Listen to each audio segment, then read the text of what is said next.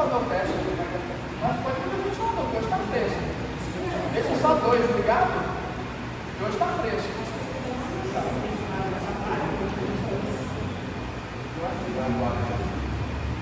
Vocês vão ver também, tá bom. Hoje está bem fresco.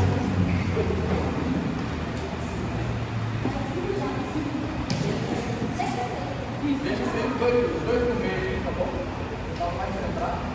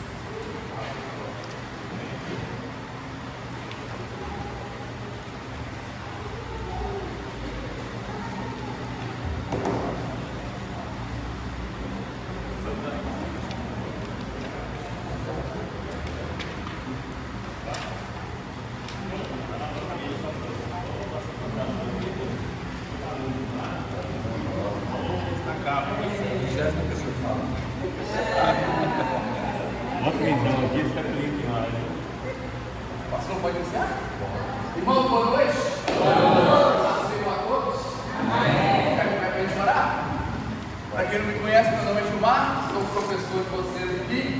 Nós estamos iniciando hoje essa jornada aí, um ano aprendendo a Bíblia Sagrada. Nós teremos 2 aulas por mês, sempre às terças-feiras, alternadas, terça sim, terça não. São 2 aulas dentro do mês. E nós vamos aí caminhar nessa jornada de aprendizado da Bíblia.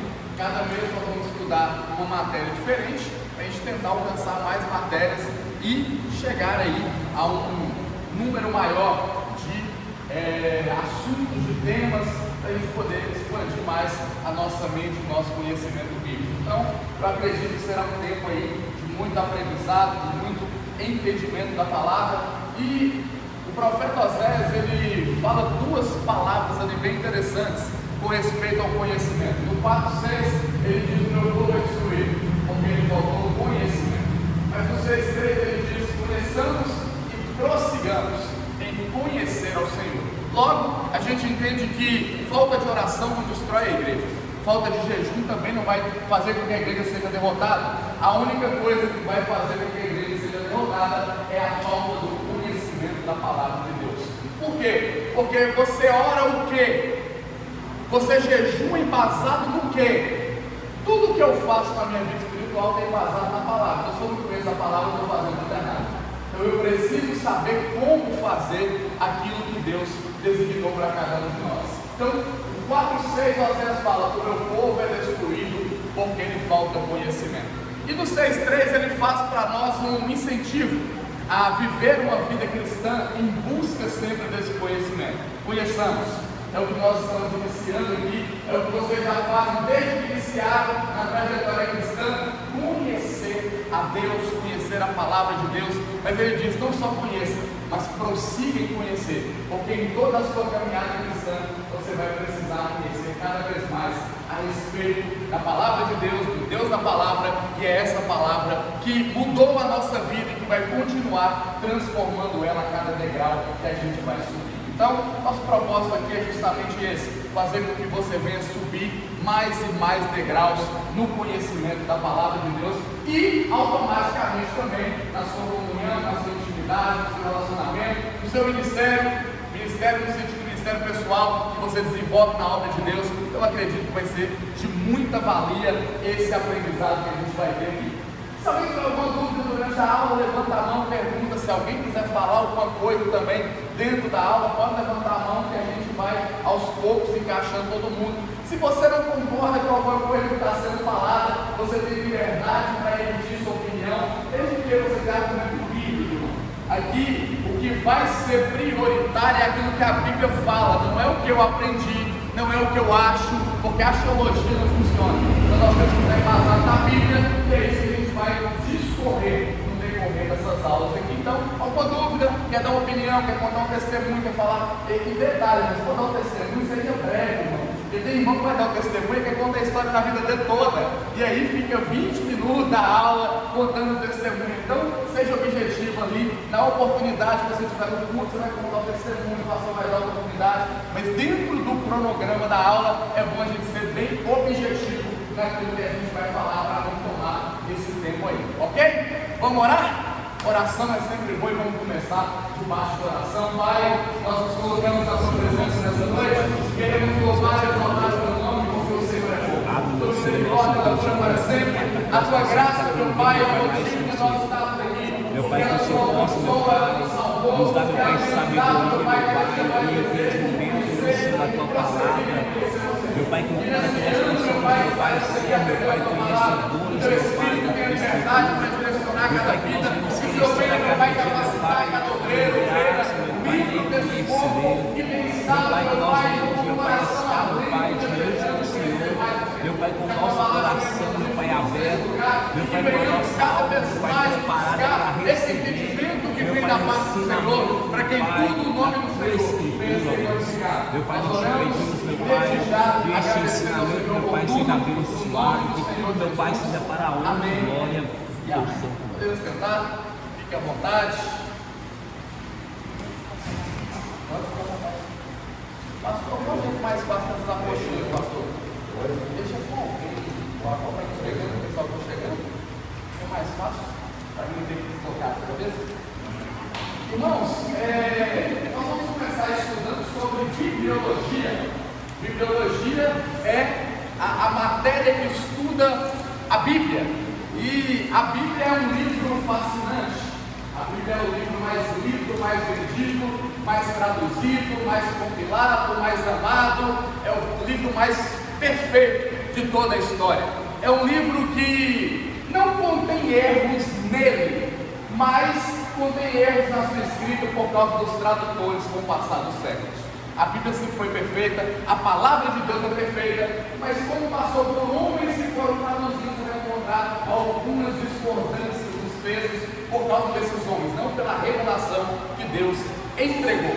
E essa Bíblia, ela é tão fascinante, e a gente cada dia mais se apaixona por ela, que ela é verdadeira, ela é original, e ela é tão perfeita que ela fala a verdade o tempo todo, que ela não oculta os erros de ninguém. Então você não está vendo não oculta o pecado de ninguém. A Bíblia fala para nós que Adão pecou, o primeiro homem da história, ele pecou, mas a Bíblia também diz que Abraão, o pai da fé, pecou também, e a Bíblia relata que ele mentiu, que ele entregou a esposa para Abimeleque. A Bíblia diz que Abraão, ele em certo momento fez coisas que não agradaram a Deus. A Bíblia vai dizer também que o rei Davi pecou, porque rei sempre peca. A Bíblia vai dizer que 2 filhos de sacerdotes também pecaram, porque Abraão não esconde o pecado de filho de ninguém. Os 2 filhos de sacerdotes pecaram, e para deixar de exemplo, Deus foi lá e fulminou Nadab e Abiú, filhos de Arão. A Bíblia também vai dizer que o sacerdote pecou, porque sacerdote também é ser humano. Arão pecou, os filhos de Arão pecaram. A Bíblia não faz nenhuma questão de esconder pecado de ninguém. Por quê? Para mostrar para nós que todos eles eram perfeitos. Mas a Bíblia também é tão fascinante que ela faz questão de dizer que teve um que não pecou, e ele é o nosso modelo principal. Ele não cometeu nenhum pecado, ele nunca mentiu, ele nunca adulterou, ele nunca mandou matar ninguém, ele nunca cometeu nenhuma falha, nenhum erro, e ele é o nosso exemplo maior. É por isso que se a gente viver inspirado somente em homens e olhar somente para homens, a gente cai junto com eles. Mas se eu olhar para Cristo, eu nunca vou cair, porque Cristo nunca vai cair, Cristo nunca vai me enganar, Cristo nunca vai me trair, Cristo nunca vai me fazer ficar ali oscilante. Ah, será que eu confio? Não, eu posso confiar nele, porque porque Ele é verdadeiro, Ele é fiel, Ele cumpre sua palavra, Ele não mente, Ele não volta atrás da sua palavra, Ele em tudo vai ser exemplo para cada um de nós. Então, aprenda isso. Tenha homens como exemplo naquilo que eles fazem de bom, mas tenha Cristo como exemplo em todo o resto da sua vida. Cristo é o nosso exemplo primordial. Então, estudar bibliologia é passar pela Bíblia Sagrada e entender que ela tem 66 livros, 39 no Antigo Testamento e 27 no Novo Testamento. Passar pela Bíblia Sagrada é entender que ela foi escrita em aproximadamente 1.600 anos, por mais ou menos 40 autores. Todos eles inspirados pelo mesmo Espírito. Por isso ela é tão perfeita e tão conectada, porque foram vários homens escrevendo, mas um só inspirou todos eles.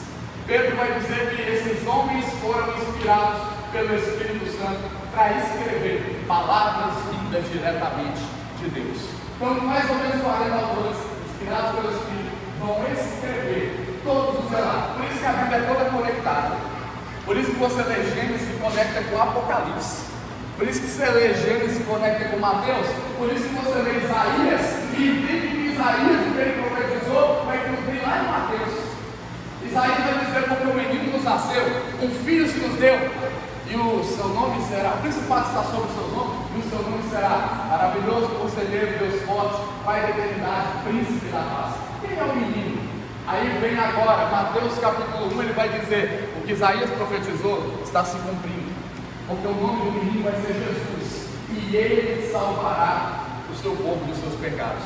Então a Bíblia é toda conectada em si, e a divisão dela é só para nos facilitar. Ponto aqui importante, só para a gente introduzir aqui, dentro desse contexto do que é a Bíblia em si. A Bíblia foi escrita em 3 idiomas. Ela foi escrita no Antigo Testamento, quase todo em hebraico. O Novo Testamento, quase todo em grego. E dentro de ambos você vai encontrar ali algumas palavras em aramaico. Jesus amava falar em aramaico. E a gente consegue entender à luz da Bíblia que esses idiomas, eles tinham ali uma conotação por causa do governo do povo que estava governando. O hebraico ali era a língua oficial do povo que Deus escolheu, o povo hebreu. O grego era a influência helênica, influência grega, por causa de Alexandre o Grande, que dominou o mundo no seu tempo e morreu com 33 anos de idade. Ele morreu com a mesma idade de Cristo. Morreu com 33 anos de idade depois de dominar todo o mundo, de vencer todos os exércitos e de colocar a língua do povo grego como a língua universal. Por isso que no tempo de Jesus, a língua grega era a língua falada por praticamente todos os povos naquele tempo. E o aramaico, ele tem uma posição muito grande por causa do domínio lá da Babilônia. A Babilônia governou o mundo também no tempo de Daniel, Nabucodonosor, herdando o trono do seu pai, Nabucodonosor. Eles vão ali dominar todo o mundo do seu tempo. E a língua falada na Babilônia era a língua aramaica. Daniel aprendeu a falar também aramaico. Aliás, quando aquela mãe escreve na parede, Mene, Tekel, Bassi, isso são 4 palavras em aramaico. São 4 palavras aramaicas. Quando Jesus diz na cruz, Eli, lama sabachthani, ele está falando em aramaico. Então o aramaico vai aparecer algumas vezes dentro das escrituras, tanto no Antigo quanto no Novo Testamento. Outro ponto aqui para a gente colocar também, que é bem importante: a Bíblia ela foi dividida em várias partes. E nós vamos analisar melhor na próxima aula a questão das divisões da Bíblia, mas hoje eu quero me ater não a divisão ali de Torá, os 5 primeiros livros da Bíblia, depois vai vir ali os livros históricos, livros poéticos, livros proféticos. Não, hoje eu quero me ater a certas dispensações, e a nossa aula de hoje vai ser dentro desse contexto das certas dispensações. Por isso a Bíblia ela não se divide automaticamente. Os estudiosos, no passar do tempo, eles vieram ali desenvolvendo uma divisão mais fácil para um mais fácil entendimento das escrituras. Por isso, a Bíblia foi dividida em 7 partes, chamada de 7 dispensações. A palavra dispensação significa administração ou economia. Isso aí é chamado de economia de Deus. Economia é administrar. Então, a palavra aí, a dispensação é administração ou economos, que significa administrar aquilo que é colocado para aquela pessoa. Então, observe, se alguém está aqui atrás, se a gente olhar para a Bíblia Sagrada num contexto macro, a gente vai ter dificuldade com ela. Por quê? Porque a Bíblia não está em ordem cronológica. Os livros da Bíblia não estão em ordem cronológica. Tem livro que é pós-cativeiro, que está lá na frente, tem livro que é antes do cativeiro, que está lá atrás. Você vai ver, por exemplo, Moisés viveu no Êxodo, mas Moisés escreveu o Salmo 90. Olha onde está Salmo, não no meio da Bíblia, mas Moisés está lá atrás. Os filhos de Coré estão lá na época de Moisés em Números, mas os filhos de Coré escreveram os salmos que estão lá, são vários salmos dos filhos de Coré. Então a Bíblia não está em ordem cronológica, tem um monte de livro ali que está fora de ordem. E aí o que a gente entende? Isso aí também é para cada um de nós se dedicar mais, ler mais, estudar mais e buscar entender mais aquilo que está acontecendo no decorrer de toda a história. Então, a gente tem que analisar essa questão do tempo da Bíblia. Outro ponto importante: a nossa Bíblia tem capítulos e versículos. Pois é, irmão, mas a Bíblia original não tem capítulo e nem tem versículo. Capítulos e versículos foram adicionados com o passar dos séculos. 2 homens fizeram isso aí. E aí, primeiro veio e colocou os capítulos na Bíblia. E ele divide a Bíblia agora em 1189 capítulos. Isso aí para quê? Para facilitar o entendimento. Porque o normal é você pegar o livro e ler ele todo. Gênesis capítulo 1, verso 1 até os 50, você vai ler ele todo. Não tem nenhum intervalo, nenhuma pausa entre cada capítulo. Aquilo ali foi colocado para facilitar, para você poder, até na leitura do devocional, é mais fácil. Não? Imagina você começar a ler Gênesis 1, primeiro verso de Gênesis lá, e vir lendo, onde é que você vai parar? Você vai ler o devocional em Provérbios, são 31 provérbios. E se não tivesse os capítulos lá em Provérbios, você ia fazer o quê? Você ia ler como? Você ia pegar 3, 4 frases ali e ia ler todo dia. Isso aí facilitou e muito. Imagina aqui, irmãos, abra a sua Bíblia. Onde, pastor? Se não tem capítulo e versículo, você vai abrir onde? Como que as pessoas iam encontrar onde é que estão os capítulos? É tão interessante que em Lucas capítulo 4 diz que Jesus entrou na sinagoga. Quando ele entrou, trouxeram para ele os rolos do livro do profeta Isaías. E ele encontrou o lugar onde estava escrito. Lá não fala que é o 61, do 1 ao 3. O Espírito do Senhor está sobre mim, porque me ungiu para pregar boas novas, para anunciar liberdade aos cativos. Lá não fala onde é que está o texto. Lá só fala que deu para ele o rolo do profeta Isaías. Era um rolo só. E nesse rolo tinha os 66 capítulos. Aliás, Isaías é uma mini Bíblia. Isaías tem 66 capítulos. Os 39 primeiros são profecias correspondentes ao Antigo Testamento, falando daquilo que viria, do Cristo que viria. E os 27 últimos capítulos de Isaías estão recorrentes ao cumprimento dessas profecias, mostrando quando Cristo vem, mostrando sobre a segunda vinda de Jesus, sobre o governo de Cristo no reino. Os 27 capítulos estão voltados para o Novo Testamento. Então observe, a Bíblia não tinha capítulos, então ficou muito mais fácil. Agora imagina se tem só capítulos e não tem versículos. Ficaria complicado do mesmo jeito. Abra sua Bíblia no capítulo de número 10 de Lucas. Vai contando aí, irmão, uma linha, 2 linhas, 3 linhas, 4 linhas, 5 linhas. Na 8ª linha, nós vamos ler a partir da palavra tal. Só que hoje a gente vai ter problema também, porque a palavra em cada Bíblia é diferente. Dependendo da tradução que você tiver, as palavras são diferentes. Então você vai ter dificuldade de todo jeito. Aí a igreja toda tinha que ter uma Bíblia só, com a mesma tradução, porque hoje tem dezenas de traduções da Bíblia e centenas de versões diferentes da Bíblia.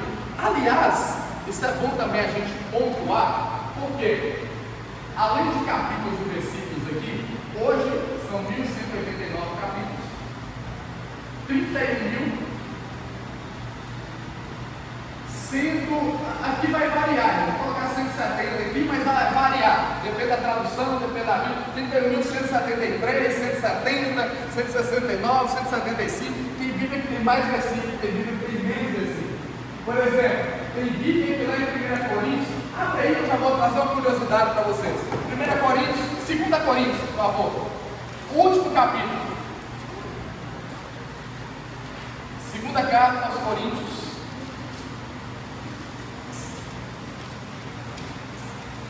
O último capítulo.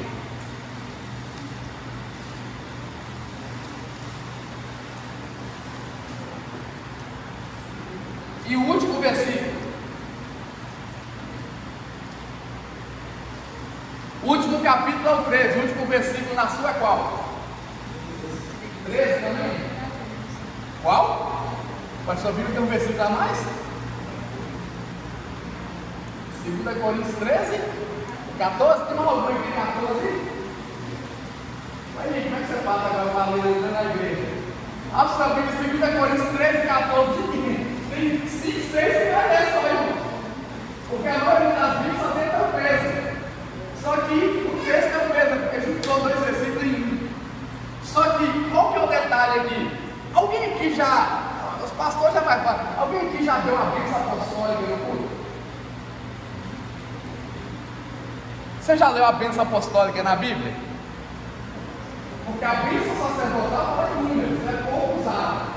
Mas a bênção apostólica é mais comum. Por quê? Porque ela já é dada por praticamente todos que estão na direção do diácono. Pode dar o presbítero, pode dar o evangelista, o pastor, todos eles podem dar a bênção apostólica tranquilamente. Por quê?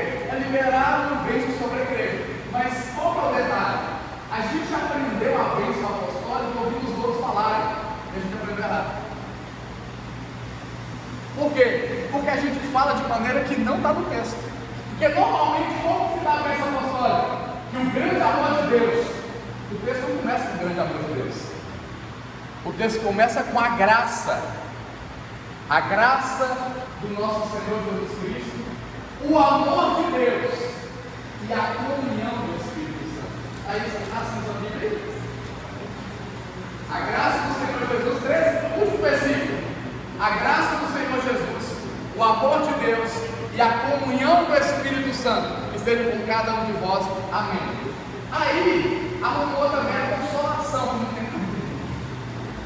Só que agora, deixa eu melhorar para você entender. É errado falar consolação, as doces consolações. Não, irmão.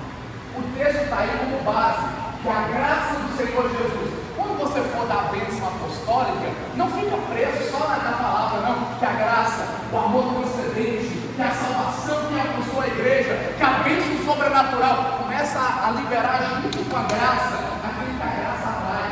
Que o grande amor de Deus, que fez com que o seu filho descesse do céu da terra, para salvar toda a humanidade, para te alcançar, para alcançar a sua casa, que a comunhão, que a unção, que o poder, que os dons, que o fruto do Espírito esteja com cada um de vós hoje para sempre.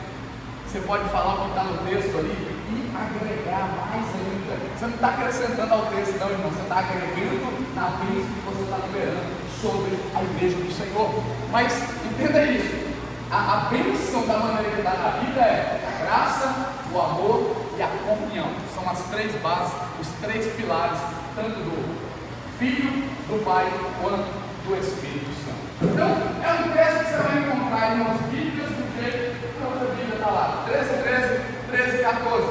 Tem vários exemplos no decorrer das aulas, vamos aprendendo melhor sobre isso. Então, observe. A Bíblia ela tem várias traduções. A tradução da Bíblia, normalmente, ela vai estar na segunda ou terceira página, algumas está na capa. Ela vai estar assim, ó, Almeida. Aqui, ó. Aqui, ó, Almeida Revista e Corrigida. Isso aqui, quando fala Almeida, é uma tradução, só que ela origina da mesma tradução, João Ferreira de Almeida. Então, qualquer tradução que você tiver aí, Almeida Contemporânea, que é a Thompson, Almeida Contemporânea, Almeida Revista Atualizada, Revista Corrigida, Corrigida Fiel, ou a última que foi lançada, que é a Nova Almeida Atualizada, 2017, são todas versões da tradução de João Ferreira de Almeida. É uma tradução só, com várias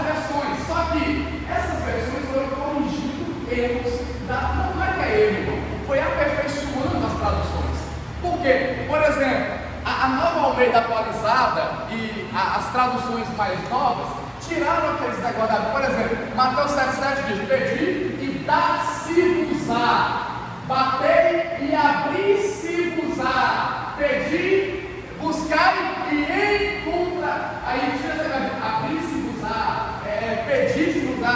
Fala, batei e a porta se abrirá, pedi e será dado. Tirou esse verbete em português que é muito antigo, se usa isso mais no português.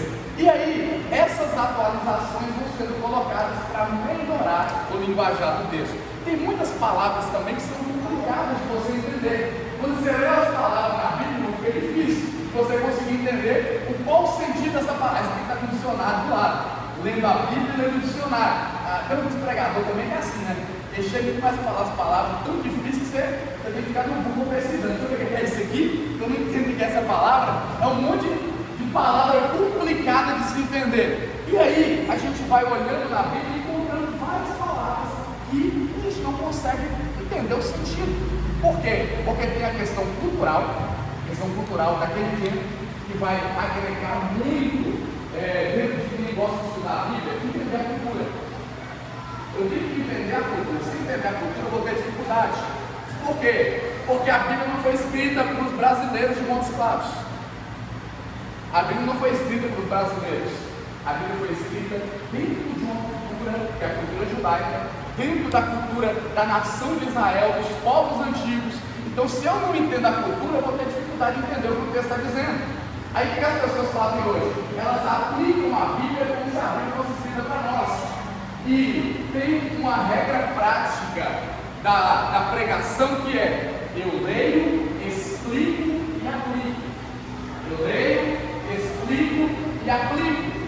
Eu leio o texto com todo mundo. Agora o que eu vou fazer? Eu vou explicar o que o texto está dizendo.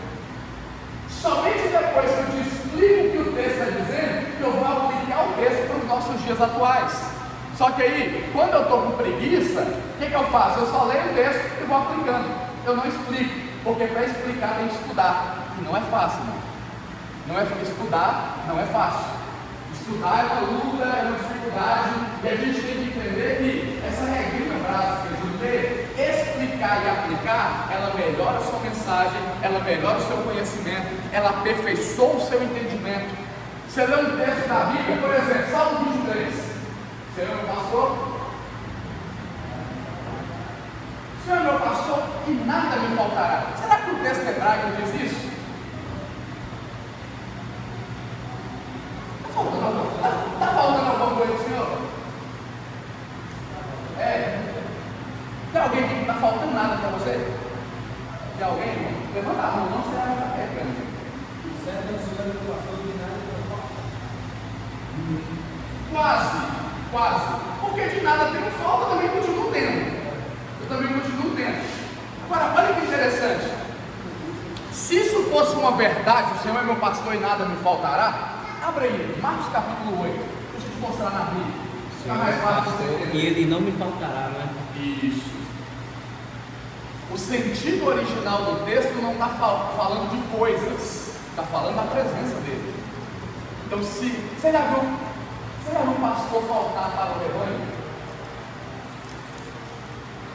O que não pode faltar na igreja aqui não é coisas, porque coisas que vai distante de mim. O que não pode faltar na igreja é a presença do pastor. Porque se a presença do pastor está na igreja, ele vai provendo tudo que é necessário. Então eu tenho que entender que o Salmo 23 está falando de coisas. O Senhor é meu pastor e nada me faltará. Ele está falando de pessoa, de presença. O Senhor é meu pastor e não me faltará. Te explico agora ali, Marcos capítulo 8. Olha que interessante esse texto, porque esse texto aqui, ele quebra totalmente essa visão do Salmo 23 que se prega. Marcos capítulo 8. Olha o que o texto diz: naqueles dias, havendo uma grande multidão e não tendo o que comer, Jesus chamou a si seus discípulos e disse: tenham compaixão da multidão, porque há já 3 dias que estão comigo e não têm o que comer. Mas irmão, tem alguma coisa errada aí. Tem 3 dias que a multidão de Jesus, está todo mundo com fome e não tem o que comer. Ah, Senhor, meu pastor, nada me faltará. Como é que está faltando? Tem 3 dias que está faltando comida. Observe, a comida não tinha, mas Jesus estava lá. Faltou comida, mas o pastor estava lá. O texto lá diz: o Senhor é meu pastor. A palavra hebraica lá é lo. Lo não é nada, lo é não. O Senhor meu pastor, não me faltará. Aí já muda tudo. E você vai ver que o próprio Salmo 23 vai mostrar isso. Por quê? Porque olha a sequência: guiar-me fazem verdes pastos. Quem é que te guia aos pastos verdejantes? O pastor. Leva-me mansamente a águas tranquilas, para o seu nome. Quem é que te leva às águas tranquilas? O pastor. Unge minha cabeça com óleo. Quem é que unge a sua cabeça com óleo? O pastor. O meu cálice vai transbordar, que vai derramar tanto. Se transforma. Quem faz isso? O pastor. Então, o que eu aprendo aqui? São 6, 7 pontos no Salmo de Deus que vai mostrar que o que não vai nos faltar é a presença do pastor. Agora, olha isso: se o pastor está conosco, tudo que nós precisamos, na hora certa, ele vai entregar. Observe que o texto está dizendo: Senhor meu pastor, não me faltará. Ele me faz repousar, ou ele me leva a verdes pastos verdejantes. Ele me guia mansamente a águas tranquilas. Ele vai provendo tudo no tempo certo, na hora certa, no momento certo. As coisas vão vindo naturalmente. Então, quando o Senhor é meu pastor, Ele não me falta. Se Ele não me falta, na hora certa, tudo que eu preciso, Ele vai colocar nas minhas mãos. Esse é o sentido que o texto vai nos direcionar. Ok? Tranquilo até aqui, irmãos? Está dando para entender? Alguém tem alguma dúvida? Legal, né? Então vamos lá. Vamos para a nossa aula de hoje, depois da introdução aqui, e vai ver outras coisas da Bíblia depois. Vamos falar das 7 dispensações. Dispensação, como eu falei, é economia ou administração. Então, é uma divisão de reino. Então, a Bíblia, como ela tem aí 1189 capítulos nela, um homem resolveu fazer uma divisão dentro da Bíblia. E essa divisão foi para quê? Para facilitar também. Todas essas divisões, capítulos, livros, capítulos, versículos, são para trazer facilitação no estudo, no entendimento da palavra de Deus. E aí, o que esse camarada fez? Ele foi lá e dividiu a Bíblia em 7 dispensações. Abra sua apostila aí, página 7. Página 7.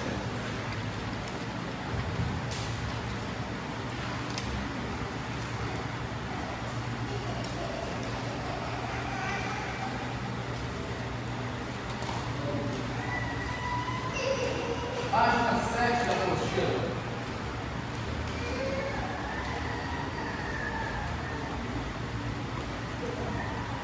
Vamos aí? Só o primeiro parágrafo aí, que é a primeira dispensação, e a gente vai discorrer sobre ele. Alguém lê para a gente, por favor? O primeiro parágrafo aí, a primeira dispensação até jardim.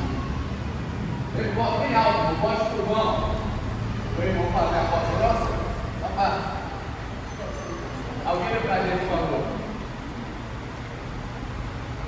A primeira dispensação é chamada de dispensação da inocência. Gênesis capítulo 1. Vamos continuar. E 2:17.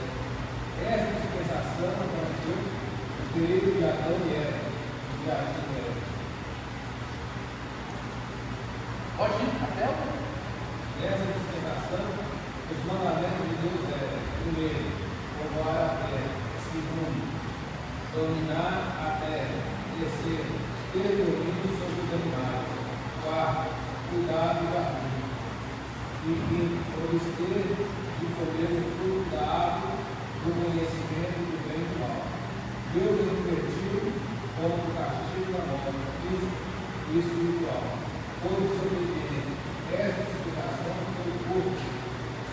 Ela foi levada ao fim pela desobediência de Adão e Eva em comer o fruto proibido e sua destruição de Adão.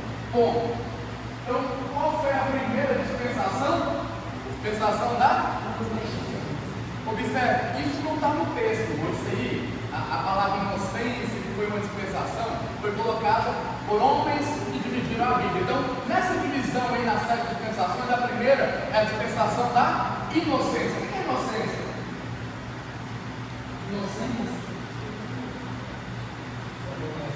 Inocência é.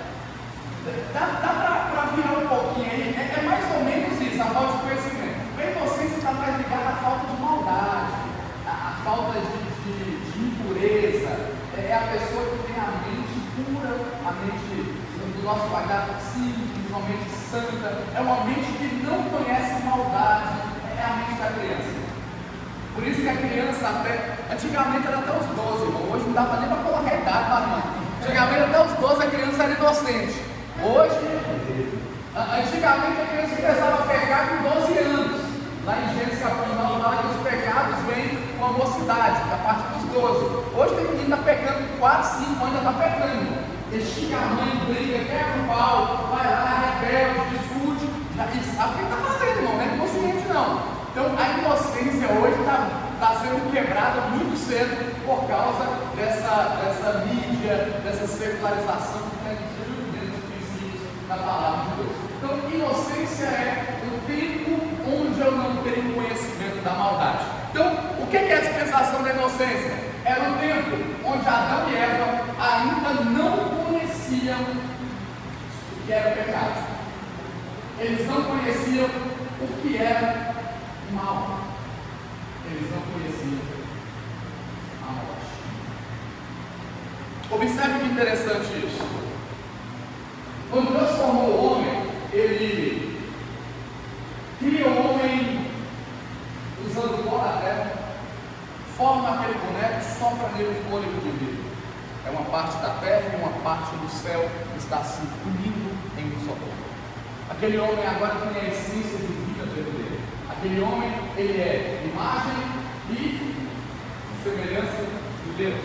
Aliás, eu vou falando isso, ainda vai vir os negócios, não, vamos caminhando. Imagem e semelhança. Tem alguém que tem imagem e semelhança de Deus? Calma. Ah tá, deixa eu falar isso aqui. Irmão, pessoas inteligentes pensam antes de responder. Você observou que normalmente quem responde primeiro sempre é. Então, pessoas inteligentes. Se fosse uma pergunta lógica, outro ponto. Se fosse uma pergunta lógica, eu não faria. Então, pensa antes de responder. Alguém aqui é a imagem e semelhança de Deus?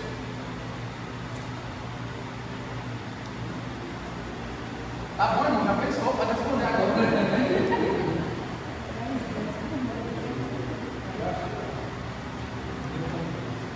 Então, deixa eu fazer a segunda pergunta.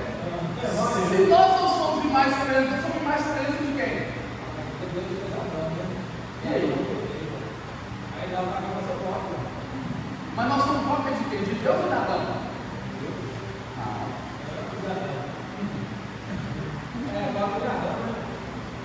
Tá certo. O raciocínio vai fluindo, irmão. À medida que você coloca a pessoa para pensar, ela vai fluindo. Se eu fosse mais semelhança de Deus, eu não pecava.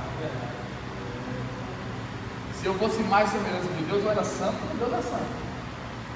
Eu era puro como Deus é puro. Eu era inocente no sentido de não viver pecado, não andar no pecado, caminhar no pecado. Então, observe, a raça humana, toda ela, já nasceu imagem e semelhança de Adão. Porque todos nós nascemos caídos. Tudo por causa do pecado. Observe. Por causa do pecado de um, toda a raça humana caiu. Mas por causa do sacrifício de um, toda a raça humana foi colocada de pé. Só que um detalhe: todos que nascem em Adão. Mas para eu nascer em Cristo, eu tenho que nascer de novo. Então nem todo mundo nasce em Cristo. Nascer em Adão é algo obrigatório. Agora, nascer em Cristo é algo voluntário. Eu escolho nascer em Cristo. É uma opção. Eu posso nascer em Cristo, nascer de novo ou não. Por isso Jesus falou, Nicodemos, quem não nascer é opcional. Quem não nascer da água e do Espírito não vai entrar no reino de Deus. Então eu posso ou não nascer em Cristo. Agora, todo mundo que nasceu em Cristo Deixa eu mudar a pergunta. Todo mundo aqui nasceu de novo? Você é nova criatura? Então, agora vamos lá. Quando eu nasço de novo, eu volto para o Adão antes do pecado. Só que aí acontece um problema bem complicado. Por quê? Quando eu nasço de novo, eu me torno imagem e semelhança. Porque a partir do momento que eu nasço de novo, eu nasço do céu, eu nasço de Deus. Mas agora o que vai acontecer? Eu vou continuar pecando. Então a imagem e semelhança de Deus em mim está deformada. Ela nunca será perfeita. A minha imagem vai ser sempre deformada como a de Adão. Por quê? A gente sempre vai pecar. Não existe um homem que não peca. Então, essa imagem e semelhança de Deus em nós está deformada. E quando é que ela vai se tornar perfeita de novo? Quando aquilo que é corruptível se revestir da incorruptibilidade. Quando aquilo que é mortal se revestir da imortalidade.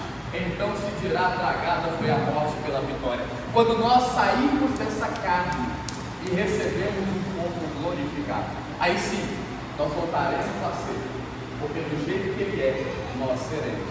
Então o homem hoje, ele está caído. O homem hoje, ele é imagem e semelhança de Adão. Aliás, é bem interessante isso. Vai lá para Gênesis capítulo 5, eu vou mostrar isso na Bíblia.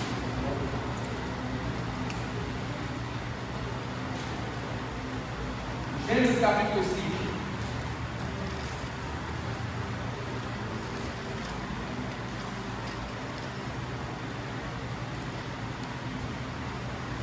Versículo de número 3. Gênesis capítulo 5. Verso de número 3.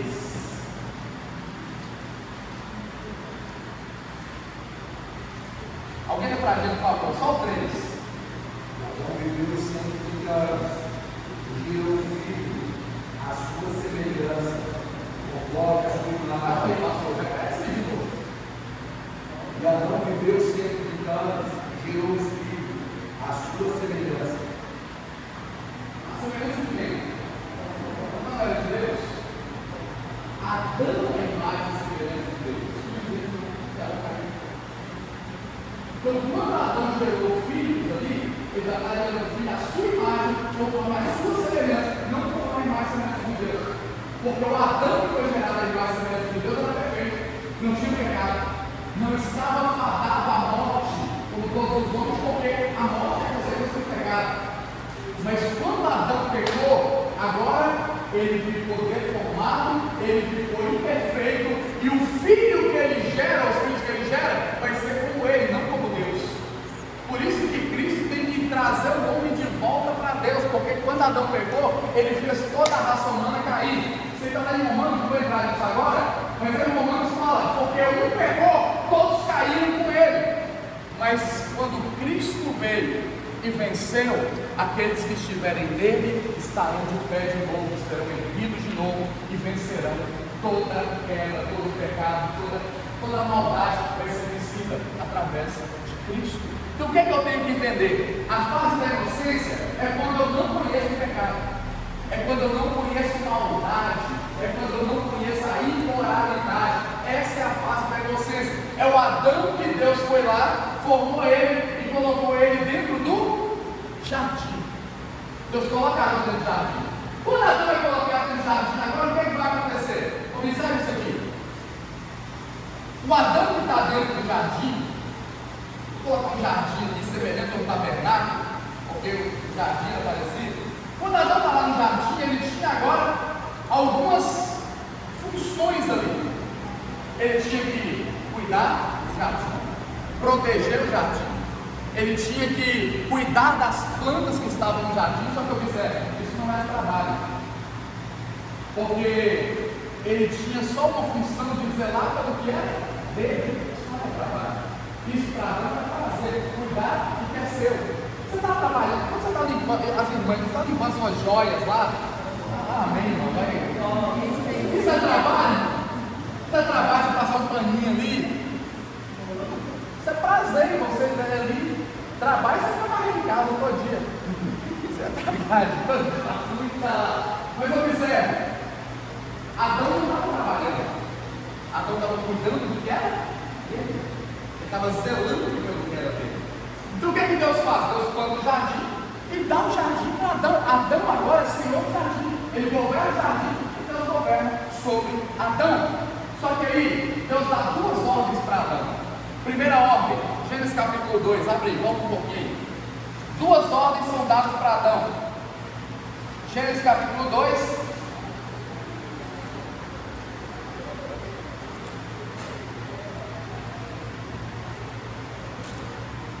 Versículo 15. 15, 16 e 17. Alguém lê para a gente, por favor. Gênesis 2, 15 ao 17.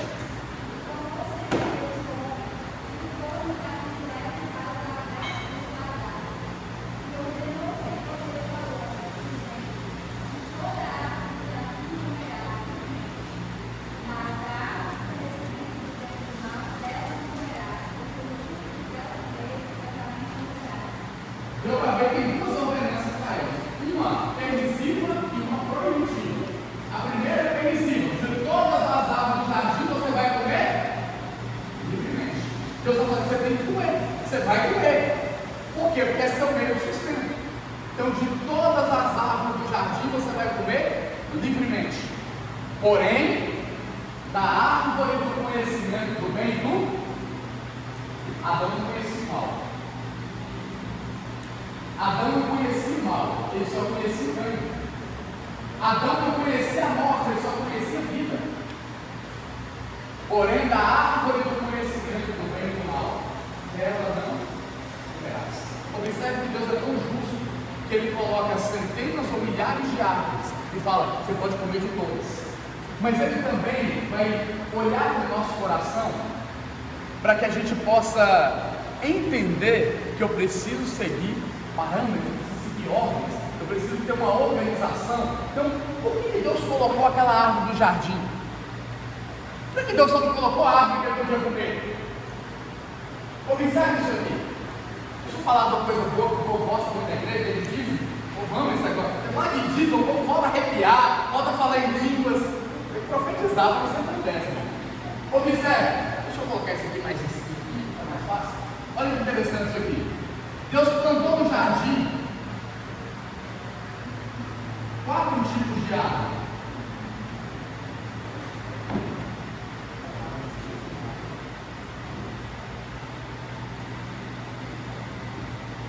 Deus planta no jardim 4 tipos de árvore. O texto ele diz a partir do verso 8: Deus plantou ali, tinha árvore boa para comer, árvore agradável à vista, tinha a árvore do conhecimento do bem e do mal, e tinha a árvore da vida. Ok? Concorda com isso aqui? Vamos ler o texto da Bíblia, para ficar mais fácil você enxergar isso aí. Verso de número 9, do capítulo 2. E o Senhor Deus fez brotar da terra toda árvore agradável à vista, boa para se comer, a árvore da vida no meio do jardim e a árvore do conhecimento do bem e do mal. 4 aí, certinho aqui. Qual dessas era do homem? Qual das 4, os 4 que o homem podia desfrutar? Qual dessas árvores que o homem podia desfrutar? Conhecimento.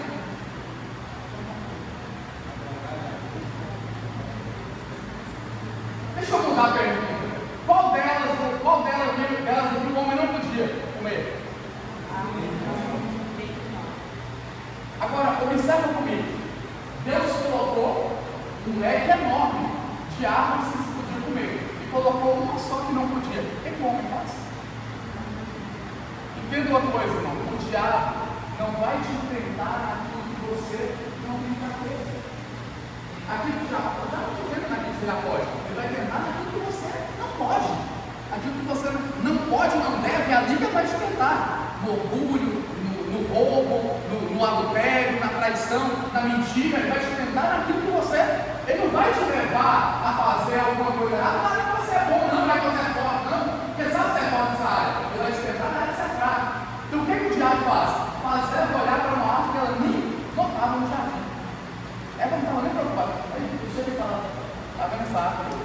Ela não.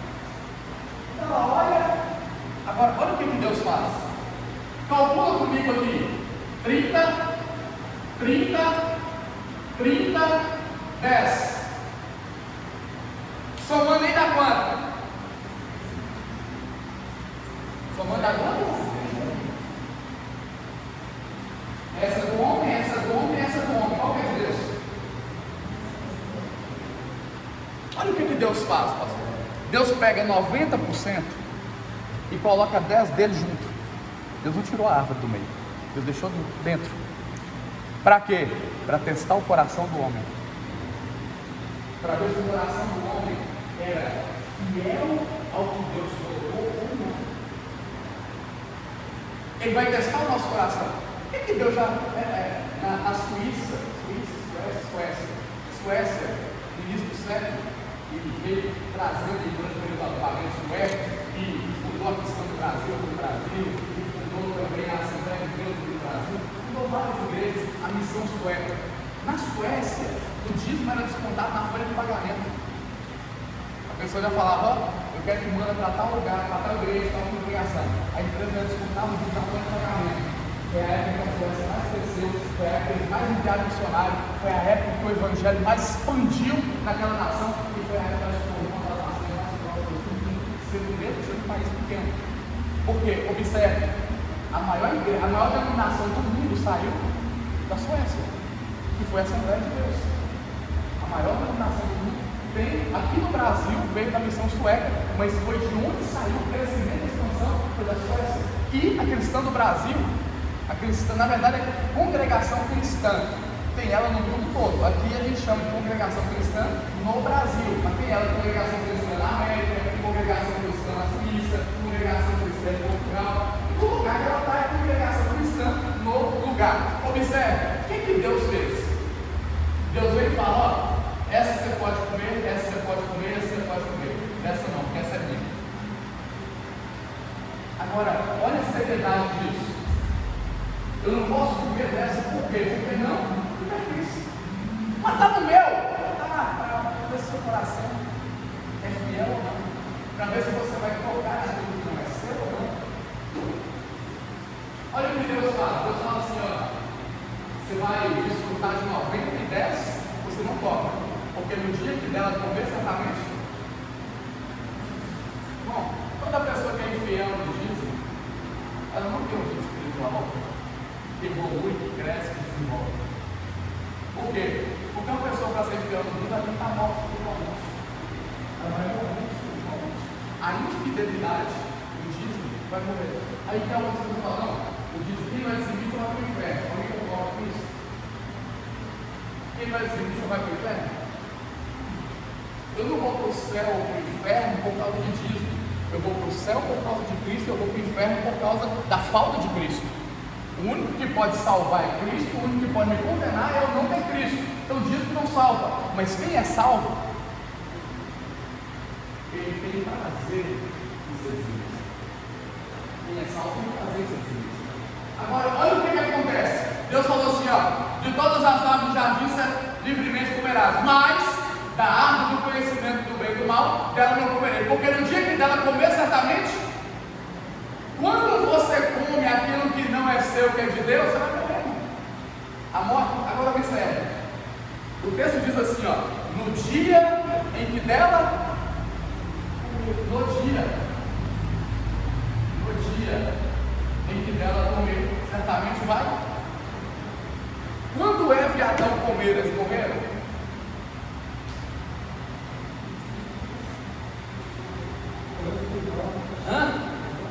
Morrer espiritual? Não.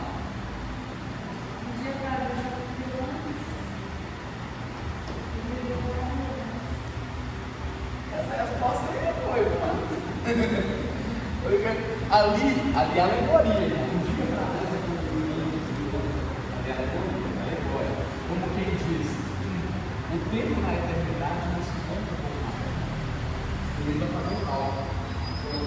Se um dia para Deus é como 1000 anos, uma hora para Deus é muito tempo. Ele vai fazer um cálculo, vou baixar quantos anos que é uma hora para Deus naquele tempo, quantos anos que é um minuto. Aí 16 segundos dá um ano, ele tem que um negócio muito doido, o cara vai legal um pouco. Nada disso não, mas só para você entender.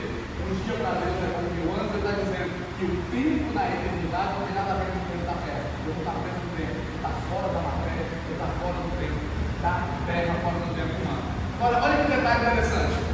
O texto diz: no dia que ela comer certamente, eles comeram aqui, morreram ou não morreram?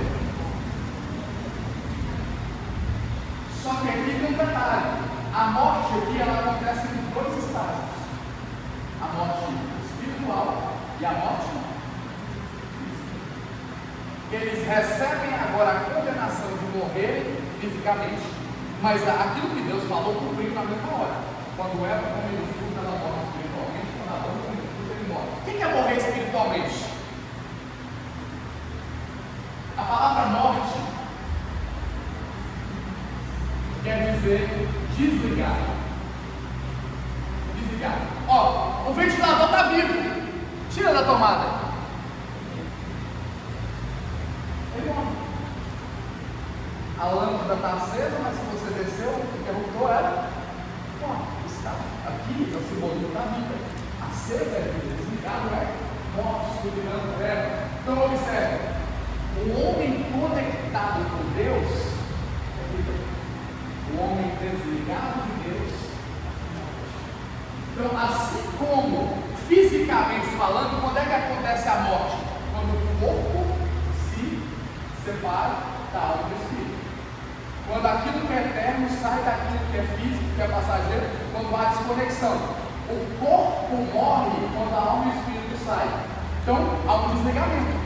Desliga-se o corpo da alma e do espírito do ser humano. Então, a alma e o espírito vai e o corpo fica. Ali acontece a morte. Só que no caso de Adão e de Eva, como que aconteceu a morte? Eles, ao serem criados e colocados no jardim, eles estavam ligados em Deus. Mas quando eles desobedeceram e pecaram, eles foram desligados.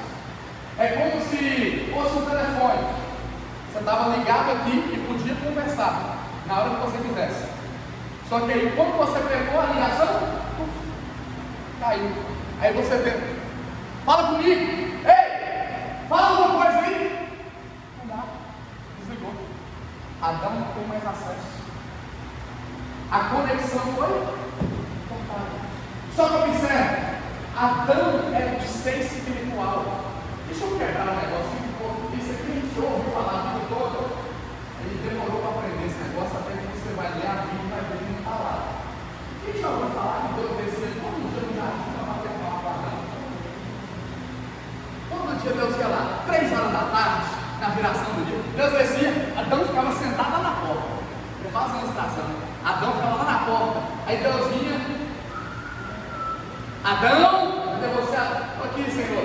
E aí, Adão, como é que você está? Estou bom. E o Senhor, como é que está aí no céu? O que você está fazendo por aí? Muito trabalho. Parecia que ele batia papo. Não existia esse negócio. Isso não tem na Bíblia. A Bíblia fala que Deus desceu uma vez só. Quando é que Deus desceu? Quando o homem? Por quê? Adão é um ser espiritual. Tem alguém que ora? Quando você ora, Deus fala com você? Mas desce no seu quarto para falar, irmão. Desce. Deus precisa descer todo dia no seu quarto para falar com você?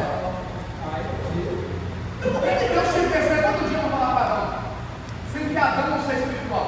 Sendo que Adão tinha livre acesso à comunicação com Deus no Espírito.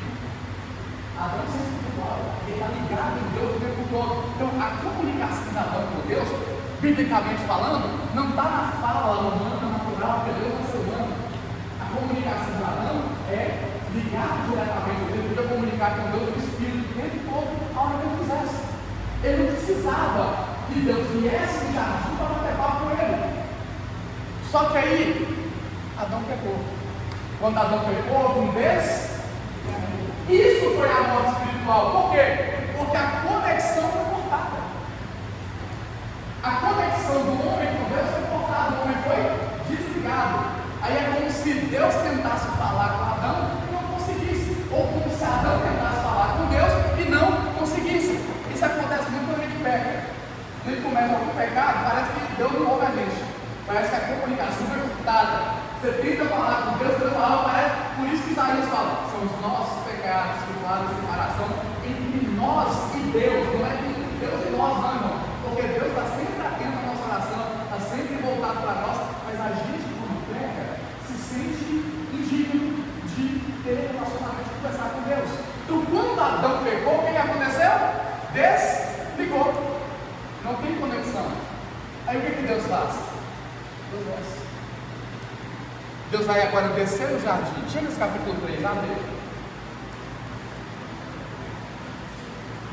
Aqui é a primeira vez que Deus desce no jardim, irmão. Tem outro texto falando que Deus desceu antes disso, não? Gênesis capítulo 3. Todo mundo conhece a história da serpente, não vou entrar nela. Vamos lá direto ao ponto. Versículo de número 7. Eu vou ler com vocês para a gente ir lendo e entendendo. Gênesis 3, 7. Então foram abertos os olhos de ambos e conheceram que estavam nus, e cozeram folhas de figueira e fizeram para si. Presta atenção nesse detalhe. A primeira coisa que eles perceberam quando pecaram foi o quê? Por quê? Porque caiu a inocência.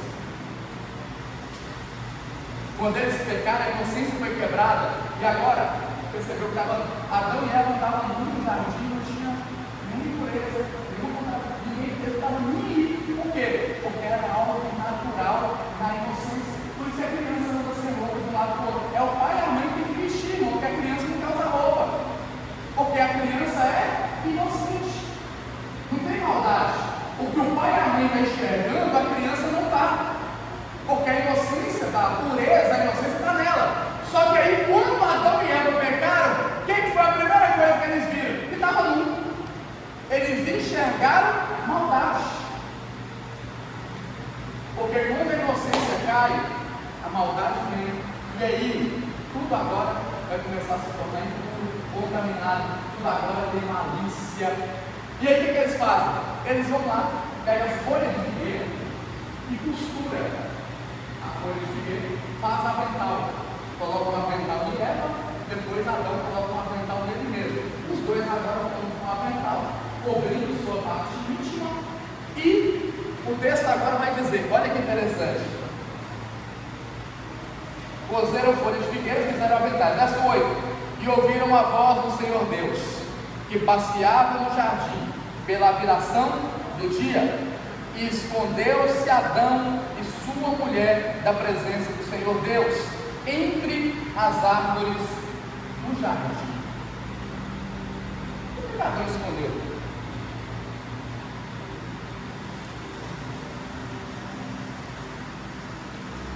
Os dois foram para trás de uma árvore e se esconderam. Irmão,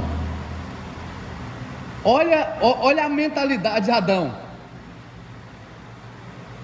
Como que você faz para esconder de Deus, irmão? Você acha que uma árvore vai te ocultar de Deus te ver? Só que Deus entrou na brincadeira. Deus veio falar: Adão, onde é que você está, Adão?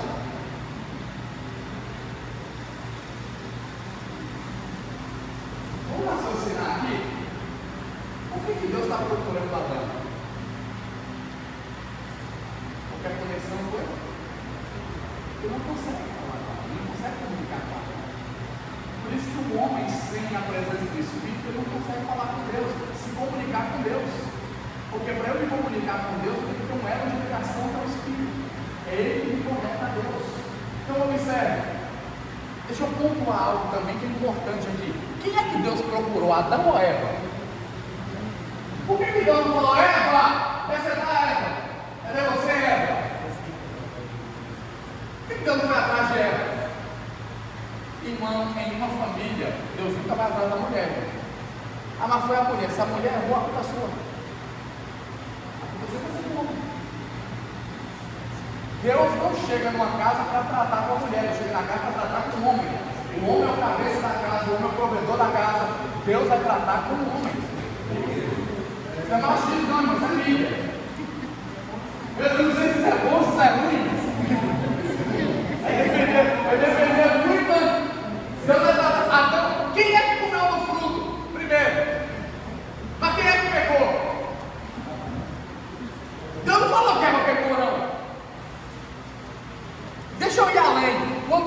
nasceu do fruto, ela não pecou, não. O pecado foi quando Adão comeu do fruto, porque o pecado não entrou por uma mulher. Lá em Romanos 29, Paulo fala, porque o pecado entrou por um não, por um homem entrou o pecado no mundo, e por o pecado a morte. O pecado entrou através de Adão, não através de Eva, não. Deus não vai tratar com a mulher, Deus vai tratar com o homem. Ah, mas por que se foi Eva? Quem é que tem a obrigação de ensinar para ela? Quem é que tinha a obrigação de estar do lado dela? Quem é que tinha a obrigação de estar orientando e discipulando a mulher? O homem. A obrigação era dele. Se ela foi enganada, é porque Adão não fez sua parte. Porque o que o diabo tentou Eva? O que o diabo tentou? O que foi mesmo que Deus falou? O que foi mesmo que Deus disse, irmã? Aí você pensa, deixa eu lembrar aqui o que meu marido falou. Deus disse que de todas as árvores que estão no meio da vida, pode comer livremente, menos daquela que está ali do conhecimento. Que nada, você vai morrer nada. Isso aí Deus está falando porque Ele sabe que no dia que você comer, você vai ser igual a Deus. Por isso que Ele está falando isso. Mas não tem problema não comer não. A serpente foi. Só que ela conta três mentiras, não vou entrar nisso aí, ela conta três mentiras quando ela fala com a serpente. Mentira sim, ela fala que Deus não falou. Porque ou ela aprendeu errado, ou Adão ensinou errado. O que aconteceu com isso? Foi Adão que ensinou errado ou foi a mulher que entendeu tudo errado? Se eu falar que Adão ensinou errado, eu vou ter problema com os outros. Falar que Eva que estava entendendo bem tudo errado, e as mulheres já eu também penso assim, pastor. Eu acho que já que o pastor falou, irmão, agora eu vou pegar carona. Eva vai falar o que Deus não falou. Por quê? Porque ela aprendeu ou entendeu errado. Então, como que o diabo venceu a mulher?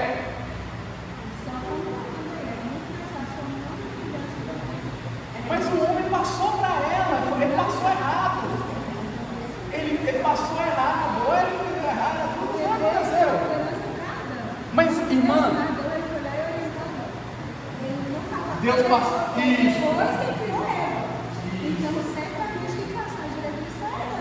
Então, mas aí que está.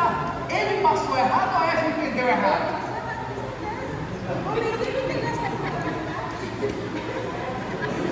Irmãos, vamos lá. Olha que interessante isso. Como que o diabo conseguiu vencer o casal no jardim? Porque os dois não conheceram a palavra de Deus. A serpente vira e fala: o que a palavra de Deus disse mesmo? Ela foi lá e trocou tudo, então ela sabia que a palavra de Deus estava dizendo. E assim o diabo derrubava um monte de nome dele. O que a palavra de Deus está dizendo mesmo? Não está dizendo isso. Então você pode fazer isso, pode fazer aquilo, pode errar aqui. Não tem problema nenhum, porque Deus falou qualquer mesmo. Aí vai lá e distorce. A falta de conhecimento da palavra fez Eva cair e fez Eva dar do fruto para Adão. Mas esse mesmo Satanás aí, já não em forma de serpente, mas agora materializado, ele vai encontrar com Jesus no deserto. E olha a diferença. Ô Jesus, se tu és o Filho de Deus, transforma essas pedras em pães. Pega essa pedra aqui, transforma em pão. Jesus olha para ele e fala: deixa eu te dizer uma coisa, Satanás. Escrito está: nem só de pão viverá o homem, mas de toda palavra que sai da boca. O diabo já para e fala: calma aí, esse aqui é diferente. Esse aqui não é igual Eva, que gagueja, que trava, que fala. Esse aqui conhece. Já que ele conhece, eu vou subir para o nível dele. Ah, é? Mas também escrito está.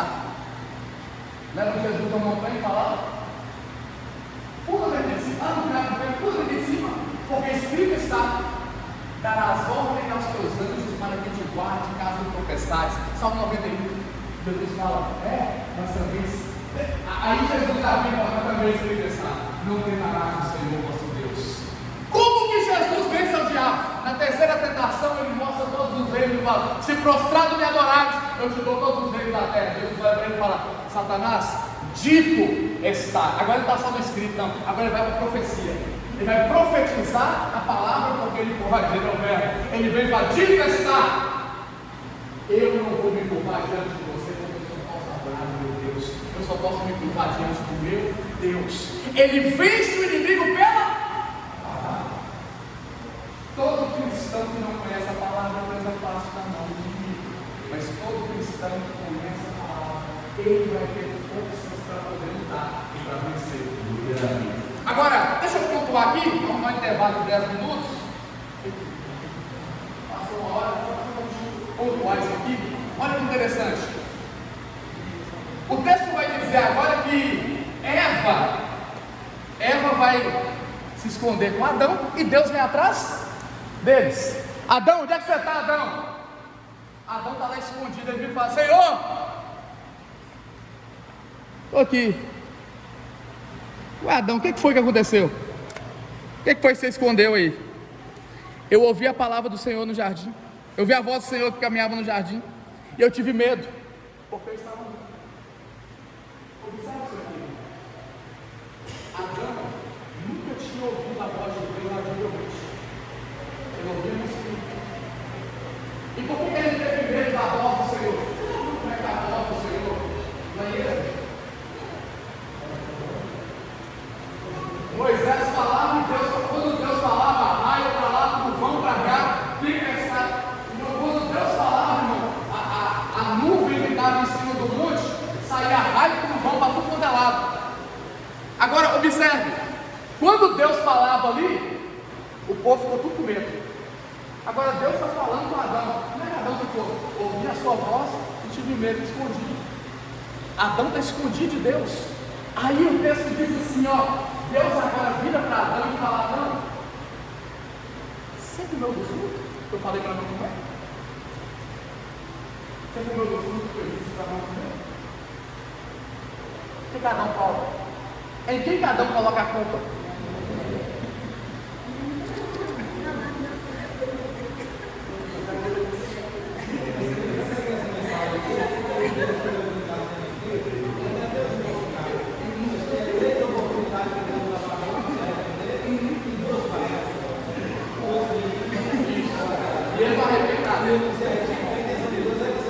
Porque você quer colocar a culpa no outro.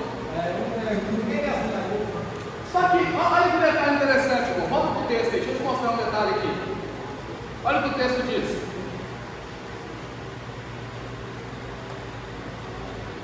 Verso de número 9.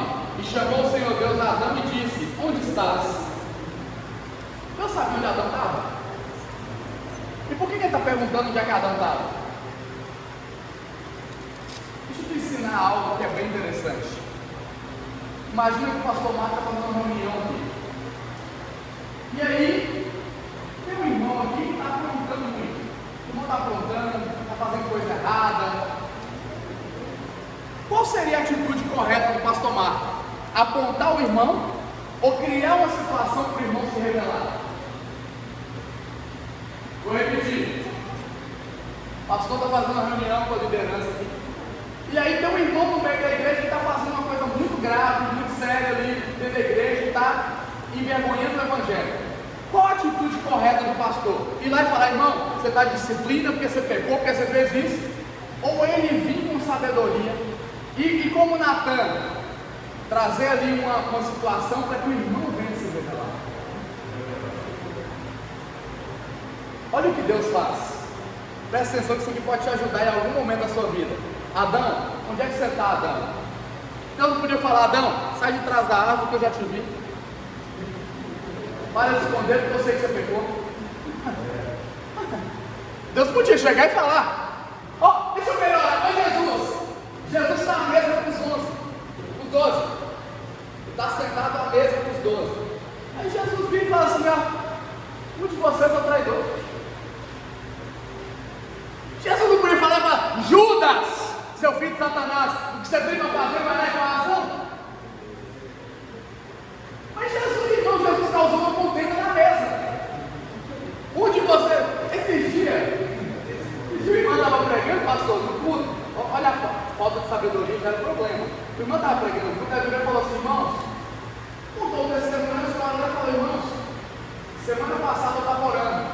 que Deus me mostrou que um irmão aqui da igreja vai descer a sepultura. Irmão, esse aí é o batedor. Quem é o irmão? Ah, não falou. Aí foi igual na mesa. Eu falando. Aí o povo tem que procurar. Você vai falar, oi irmã. Sou eu, irmã? Não, ó Pedro. Pedro olhou para João e falou, João, pergunta a ele se sou eu. Pergunta a ele se sou eu. Já virou e falou, Jesus, sou eu, Jesus? Todo mundo quer. Mas o que Jesus fez? Ele só lançou a palavra. Ele falou, um de vocês. Aí depois, aquele que colocar a mão no prato comigo. Então todo mundo vai aí, conversando. Daqui a pouco, quando Jesus vem com a mão, Judas vem junto. Os dois colocam a mão no prato. Naquela, ninguém percebeu nada. Está todo mundo conversando, descontraído. Os dois colocaram a mão no prato. Jesus olhou para a gente e falou, aquilo que você tem para fazer, faça depressa. Ele levantou, pegou a bolsa e saiu. O que os outros ficou pensando? Ele foi comprar pão, estava com a bolsa lá para comprar alguma coisa. Só que o texto diz, e ele saiu. Só. É interessante o relato, porque olha o que Jesus faz. Jesus deixa ele assim. Deus fez a mesma coisa. Adão, cadê você, Adão? Aí Adão vai e Senhor, estou aqui. O que aconteceu, Adão? A mulher sumiu. Cuidado com a mulher que você te dá. Ele falou esse negócio também. A mulher que só me deu. A mulher que só me deu. Ela comeu do fruto, me deu, eu também comi. O que Adão fez? Adão colocou a culpa em 2. Só tinha 3 ali, irmão. Adão está dizendo, eu sou inocente, vocês dois são culpados. Ele falou, a mulher que o Senhor me deu. Por isso que eu costumo dizer o seguinte, só teve uma vez na história que Deus arrumou mulher para homem, Deus nunca mais fez isso. Olha o resultado. Só teve uma vez que Deus pegou a mulher, colocou na frente do cara e falou, essa aqui é sua. Uma vez só, para nunca mais, irmão. Nunca mais. Deus não entrou nessas enrascadas mais. E hoje, como que acontece? Deus prepara a proposta, mas quem escolhe é você. Tem 10 irmãos na igreja, tem 10 irmãos lá. O irmão vai lá, ora, conhece. Deus colocou as pessoas ali, a pessoa certa está ali, é aquela ali que pode ser, mas você vai escolher. Para se caso der errado, é bom fugir desse negócio, pastor. Pastor, olha aqui uma vez que Deus confirma. Irmã, Deus não está confirmando nada, vocês vão orar, vão viver uma vida a dois, vão conhecer um ao outro, e aí, se você sentir direção de casar, ver que realmente aí vocês querem, vocês casam. Eu não estou sentindo nada, Deus não está falando nada também não. Por quê? Porque se não der certo, quem é o pastor? Você não falou que era de Deus? Aí vem aquele profeta. Não chama de profeta mesmo, meus profetas. Esse que te digo, varoa, esse que é o teu vaso aí, ó. Deus que. Irmão, Deus não vai ser não, mano. Tem nada de engano esse profecia de casal, que vai casar, tem nada de engano você não, mano. Você já escolheu? É você que escolheu. Deus, ele direciona, ele move um projeto, ele move um propósito. Agora Deus fala, essa aqui é sua, esse aqui é seu, foi uma vez só para nunca mais. A encrenca que aconteceu com esse primeiro aí foi um exemplo para nunca mais acontecer. Justamente para quê? Para ninguém ficar colocando a culpa de Deus, porque o pastor tem que sair fora desse. Ora abençoando. Deus, se for do Senhor, que prevaleça, se não for do Senhor, termina também. Ai que adoração forte, já vai sentir o drama, já sente o drama logo. Para depois, aí o pastor fala, irmão, Deus está confirmando esse relacionamento, seus repentes de Deus e tal. 3 meses depois ele termina. Aí sempre um bem já fala, pastor, meu sonho falou que era de Deus, pastor. E aí? Foi o diabo que falou com o senhor, pastor? Pedro, tu falou que era de Deus, 3 meses acabou? Pode falar. O propósito de Rebeca, né? Foi propósito de Rebeca. Foi propósito. Se fizer isso, isso. Deus confirmou dentro do que ele fez, só que ele escolhe. É o que eu acabei de falar. Deus confirma, Deus direciona. Agora Deus fala, esse é seu, não. A escolha é sua. Quando Rebeca chegou, Isaac podia casar com ela, querer ela não. Ele podia rejeitar ela também. Porque quem fez o propósito lá foi o servo Abraão. O Eleazar.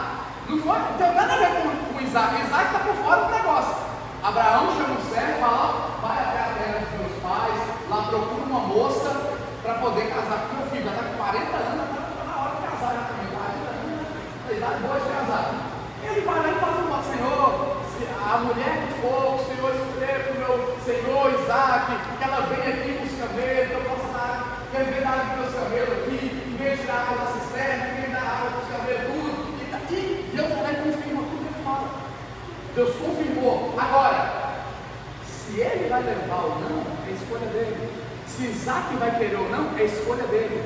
Deus direciona o propósito. Agora a escolha é nossa. Você casa ou não, você continua ou não. E se você não casar, irmão, Deus pode preparar outro que seja um propósito ali, que vai estar dentro da mesma direção. A escolha é sua. E muita gente escolheu errado. Muita gente escolheu errado. Aí vem com umas conversinhas: pastor, para separar. O que foi, irmão? Compatibilidade de gênero. Eu tinha que contar compatibilidade de gênero, não estava namorando, não tinha não? Quando estava conhecendo, agora depois casou, agora tem compatibilidade. Aí compatibilidade de gênero é o varão que ela está conversando no WhatsApp lá fora.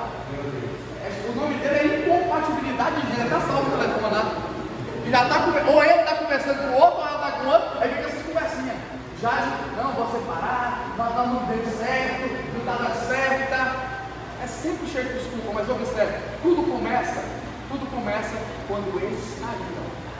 Toda pessoa caída, ela começa a colocar a culpa em Deus, e ela começa sempre a apontar o erro dos outros. Adão, o que aconteceu? Foi Eva. Ó, Eva caída.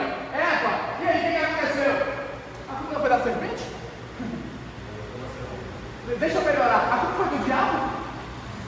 Porque os crentes hoje é assim: ou eles arrumam uma pessoa para pôr a culpa, foi a culpa do diabo. A culpa foi do diabo.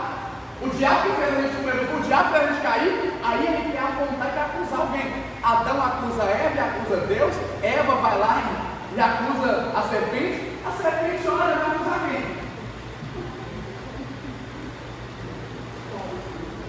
Só que, observe isso aqui, irmão, para a gente concluir essa primeira parte aqui. O homem vira para Deus e fala que ele assume que ele errou, que ele comeu do fruto. E agora o que aconteceu? Houve um desligamento. A comunhão foi cortada, o homem foi desligado do céu, o homem não tem mais acesso a Deus. Só que aí, olha que interessante isso. Se com o pecado houve um desligamento, alguém precisa vir para religar.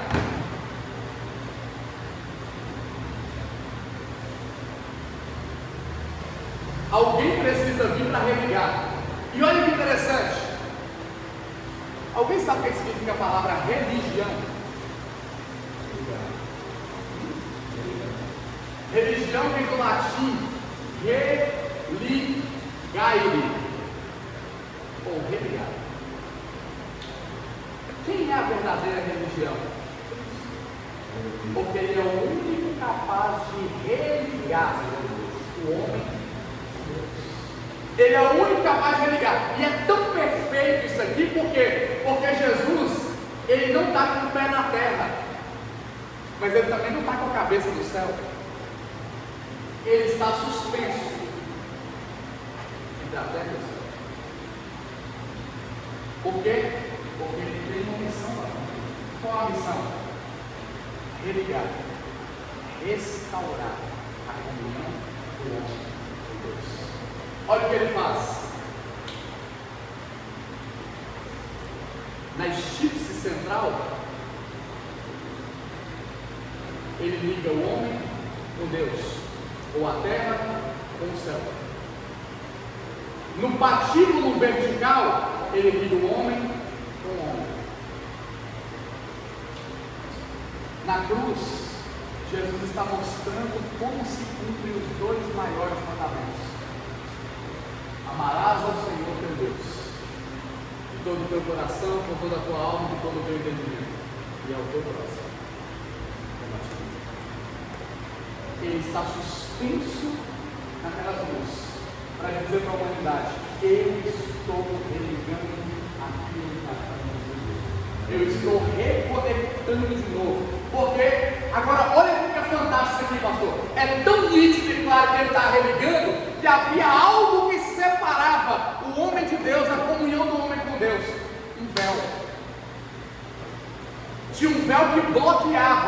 o acesso do homem a Deus. Quando ele rende o Espírito na cruz, Mateus capítulo de número 27, versos 51, 52 e 53, diz que no 53, especificamente lá diz, que o véu do templo se rasgou de alto a baixo. Para quê? Para que o homem pudesse de novo ter comunhão com Deus. Posso te dizer uma verdade aqui, irmão? Para de coitadismo. Para com esse negócio de ficar toda hora atrás de profeta, de revelador, ou de pastores que você acha que ficar na casa dos outros orar com você o tempo todo, irmão. Não tem véu mais não. Não existe barreira mais não. Não tem nenhum bloqueio mais não. No tempo da lei, da antiga aliança, você tinha que ir ao sacerdote, para o sacerdote comunicar com Deus, para o sacerdote ligar com Deus, através do animal que ia morrer. Na graça não. Não tem mais véu. Não tem mais barreira. Deus ouve a sua oração. Quando você fala com Deus, Deus está lá no trono te ouvindo. Quando você ora, Deus está ouvindo. Não tem mais barreira, não tem mais bloqueio. O Espírito que está em nós está a comunicar com Deus. Nós temos livre acesso à sala do trono. Quando você dobra o joelho na terra, o céu está com o ouvido inclinado para ouvir sua oração. Para de ficar com esse coitadismo de todo culto ficar indo atrás de gente para orar por você. Abre a sua boca e ora. Começa a ter autoridade, você em Deus, Cristo te deu essa autoridade, para você entrar na presença de Deus quando você quiser. Agora nós temos livre acesso, Ele abriu um novo e vivo caminho para que a gente pudesse falar com Deus. Eu não aguento essa classe de crente, todo final de culto uma fila enorme para orar, da agonia estranha, porque não aprende a orar nunca, eles se tornam dependentes, e o pior, o pastor que faz o povo ser dependente dele. Porque parecia que o pastor está no patamar 1.500 de poder e unção, e a pessoa está lá 30, 40. Porque parecia que ele era um super crente, um ser super espiritual, e o irmãozinho lá é um mendiguinho espiritual que pediu esmola. Todo mundo, e é os mesmos, irmão. O cara que é isso, é os mesmos, irmão, todo mundo pedindo oração. Eles todo mundo está lá querendo oração. Eles não conseguem romper o cordão umbilical. Ei!